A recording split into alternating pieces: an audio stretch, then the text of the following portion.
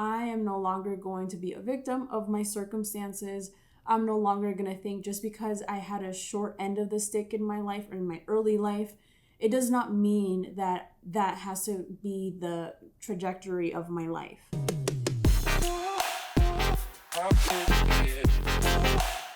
Hey everyone, welcome back to my channel. So today I wanted to talk about perspective and how you can extract the good around challenging situations. I wanted to start with a quote from Tony Robbins in which he said, "It's not the events of our lives that shape us, but our beliefs to what those events mean." So I really like this quote because it really talks about the importance of perspective when it comes to anything in our lives.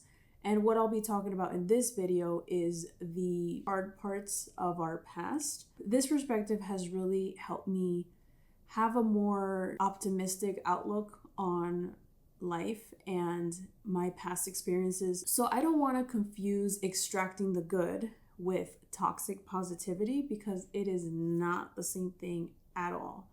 So toxic positivity is more like when you hear everything happens for a reason.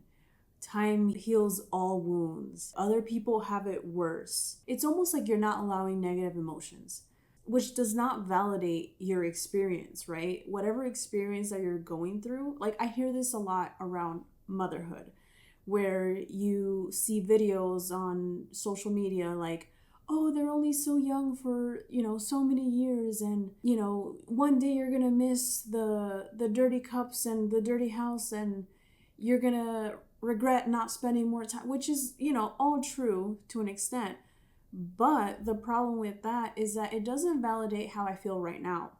It doesn't validate that I'm, going on 2 hours of sleep sometimes. It doesn't validate that I'm tired, that I'm having, difficult emotions arise, that I'm stressed, that I have anxiety. It doesn't validate any of those things. It's almost like, well, in 20 years, you'll be so lucky that, whatever. The problem with toxic positivity is that it's not honest. It's not realistic. It doesn't allow for authentic and honest conversations because you're kind of like on two completely different wavelengths. And most importantly, it doesn't really allow you to empathize with other people's experiences. So when I think about extracting the good, I think of a lemon or a lime. I still don't know which one's which, but I think of a lemon, for example, and then I picture the strainer where you're like squeezing the lemon for the juguito, the juice, and then you see like the seeds come out and you see like the pulp. And extracting the good to me is getting that juice out of crappy situations. Let me explain further. So for example, toxic relationships.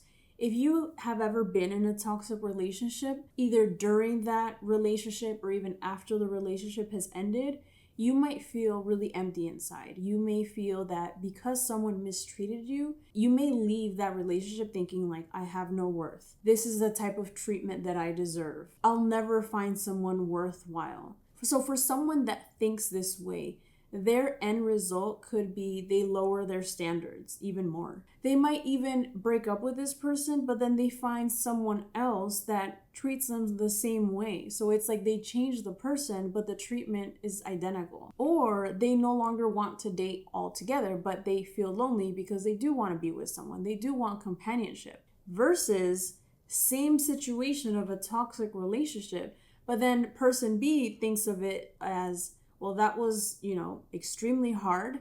And I learned that I will never allow someone to treat me that way. Something else that you can learn is maybe you learn how to read red flags a mile away. Like you might be on the first date and pick up on these red flags and know that that relationship or that person and you are not going to have any future together. You also get clarity on what you do want. So the person with the second perspective actually raises their standards. And the end result is that they find someone that truly loves them and values them. So as you can see, it's the same exact experience, but person A and person B have completely different end results. So another example is, let's say you had a difficult childhood. Person A thinks, I'm broken. I have no worth. I'm not good enough. I'm not lovable. Or even the extreme of, if I have kids, I'll end up treating them the same exact way. So why have kids? The end result with that person is they don't live up to their highest potential. They might suffer from depression because they're just thinking about all the crappy things that happened to them when they were younger. And the extreme is that they don't want to have kids for that reason, that they think that they're going to treat them the same way. It's fine if you don't want to have kids, but if it's for that reason of like, I think I'm going to end up like my parents, then it's almost like you're giving away your power. You're giving away your control of the person that you can become. So again, person B, on the flip side, they have clarity on the type of parent that they do want to become. They learn the importance of unconditional love and acceptance that they never received. They learned empathy, independence, compassion on others because they know what it's like to not have those things. And the end result for them is that maybe they become transitional characters in their story. They break generational trauma. They end up being the parent that they always wish they had. And then the last example that I wanted to provide is a negative experience with a friendship. So person A can think people aren't trustworthy. People are gonna hurt me at the end of the day. I can't allow people in. So the end result is that they have difficulty forming connections with others. They also could be lonely. Versus person B learns boundaries, learns how to recognize green flags in friendships. And they also learn no longer putting other people's needs before their own. The end result for that one is that they don't settle for friendships. They have a quality circle of people and relationships in their lives. And it's so interesting because person A and person B have similar, if not identical experiences, but person A has more of a negative outlook on life because of those experiences, and person B extracts the good. Person B is like, you know what? I am no longer going to be a victim of my circumstances. I'm no longer going to think just because I had a short end of the stick in my life or in my early life, it does not mean that that has to be the trajectory of my life. And again, this is not negating difficult things that have happened to you. It's not saying, forget about it or just get over it. It's more like accepting that it happened and the lessons learned from the past. So I would never go to a friend that's struggling through something like this and tell them, well, you know what? Time heals all wounds, or other people have it worse than you, so like you shouldn't be complaining. Like I wouldn't say that at all whatsoever.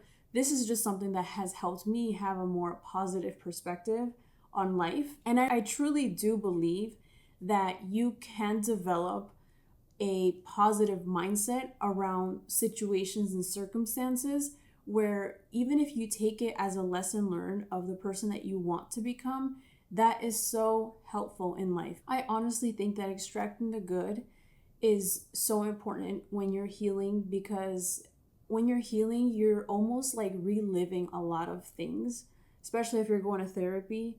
And it's so easy to get caught up in like the negativity behind everything or the experiences.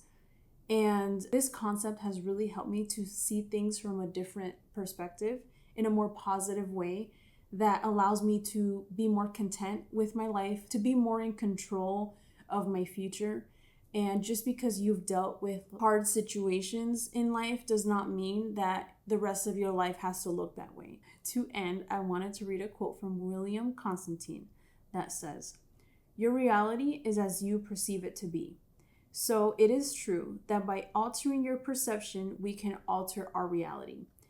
So I know this to be true. I know that as we alter our perception to be more positive, that the reality that we create for ourselves as creators of our lives, co-creators of our lives, will be more on a higher vibration. And because you are on a higher vibration, you're attracting more positive things, people, experiences into your life versus having more of a negative tone to the way you think and perceive things as.